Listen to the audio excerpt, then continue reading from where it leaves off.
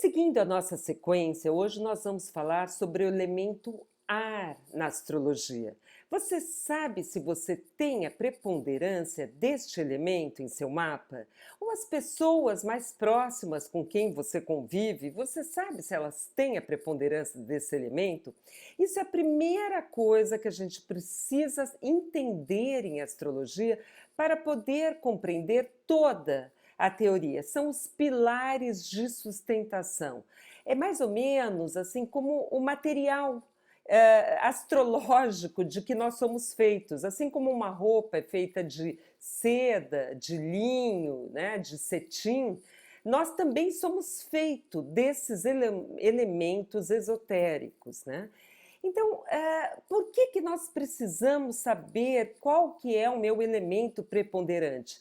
Para você explorar ao máximo as suas potencialidades, às vezes você não está nem consciente do que você tem mais facilidade. E também poder gerenciar as dificuldades, né? Porque você estando consciente, você pode canalizar estas qualidades da melhor forma possível e trabalhar melhor com as pessoas com quem você se relaciona, né? Tem pessoas que são de elementos compatíveis com o nosso elemento, tem pessoas que não são, que são de elementos dissonantes. E nós não estamos falando aqui dos signos, né? Geralmente o pessoal vê aí na internet que os signos de ar são Gêmeos, Libra, Aquário.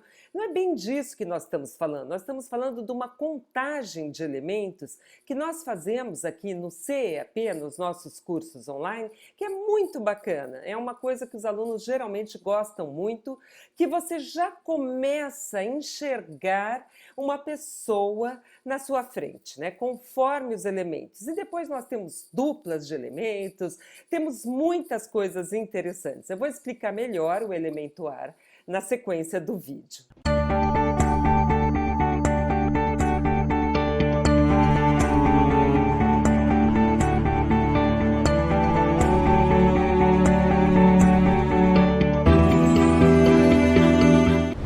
Então, o elemento ar, ele vai falar do nosso plano mental, do pensamento, do intelecto, quando nós fazemos conexões teóricas entre as coisas. É uma das maneiras da gente entrar em contato com o mundo, compreendendo as conexões teóricas que existem entre as coisas. Vejam como já é diferente, né? O fogo, ele se joga, ele precisa da experiência, né? Ele se joga no futuro, ele intui. O terra, ele precisa dos fatos, né?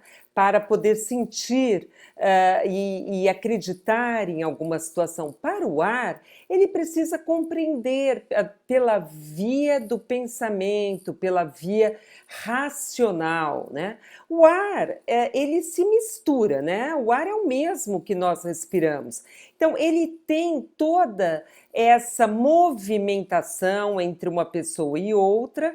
Por outro lado, o modo do ar se misturar é sempre com um certo distanciamento, não é se misturando com as emoções da pessoa, porque o fator pensamento fala muito alto.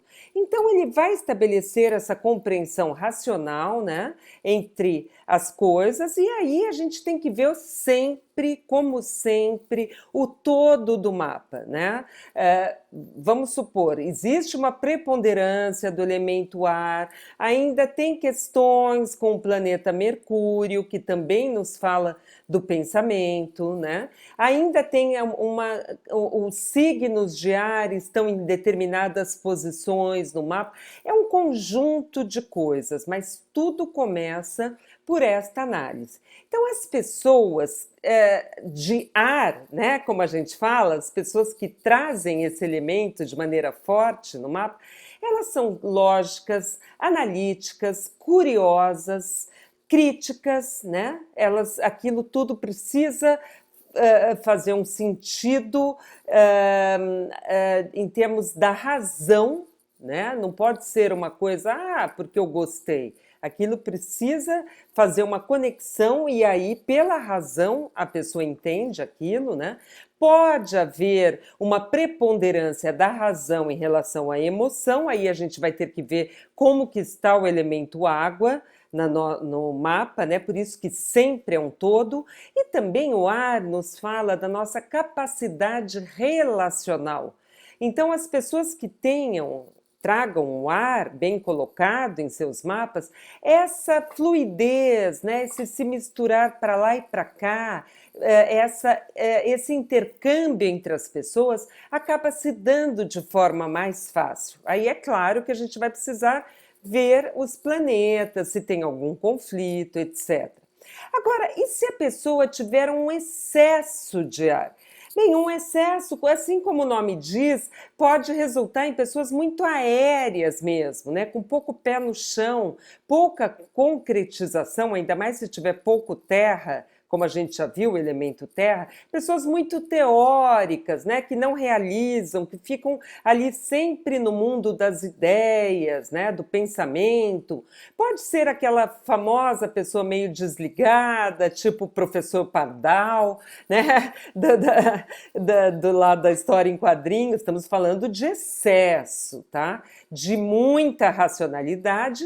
Porém, tem também o lado bom, que o ar, ele responde pela função transcendente que o Jung nomeou, né? Essa função transcendente que é a que nos ajuda a elaborar os nossos conteúdos psíquicos, conteúdos do inconsciente. A gente também precisa da função pensamento, que o ar acaba fazendo essa função também, de estabelecer as conexões, e daí você elabora uma certa questão, um certo conflito para poder resolver. Primeiro você percebe emocionalmente e depois vem a função transcendente, que o ar colabora nisso, né? Agora, a falta de ar pode resultar numa falta de distanciamento nos relacionamentos. Aquela pessoa que se mistura muito, mas sem o distanciamento do ar, ela já não sabe muito bem o que é dela, o que é do outro, né? Ela se envolve muito com as questões do mundo mental do outro, como se fossem dela, ainda mais se tiver muita água no mapa, né? Pode ter uma certa dificuldade de elaboração dessa função pensamento. Se tiver muito fogo, ela pode se jogar demais nas situações sem racionalidade nenhuma, por exemplo, né? Por isso que sempre a gente precisa contar tudo, e é essa contagem que nós fazemos aqui no CEAP, né? No Centro de Estudos de Astrologia Psicológica, que não é uma questão se você é Gêmeos, ou Libra, ou Aquário, né?